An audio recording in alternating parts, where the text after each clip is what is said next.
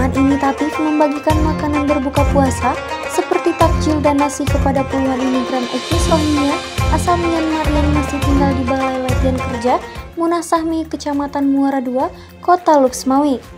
Pembagian yang diberikan oleh relawan tersebut bertujuan untuk membantu memenuhi makanan berbuka dan sahur imigran Rohingya itu.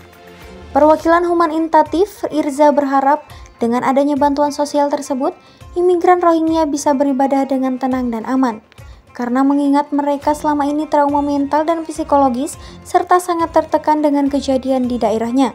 Sementara, kebutuhan air minum untuk imigran etnis Rohingya asal Myanmar di Balai Latihan Kerja sebanyak 20 galon per hari, bahkan sebelum sebagian dipindahkan ke Medan bisa mencapai 40 galon.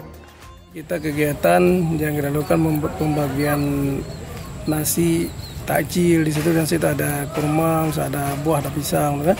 Jadi ini makanan takjil sekalian makanan berbuka. Kita di sini untuk membantu warga Rohingya dalam misalnya memenuhi makanan berbuka puasa dan juga kita nanti memenuhi makanan sahur. Ya, intinya kita harapkan saudara-saudara kita nih di Rohingya ini bisa nyaman dan aman di saat melakukan ibadah puasa di daerah kita ini.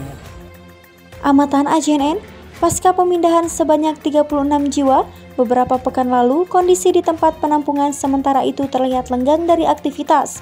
Beberapa dari sebelumnya yang dipenuhi dengan aktivitas seperti olahraga dan belajar. Dari Luxmawi, Sarina, AJNN.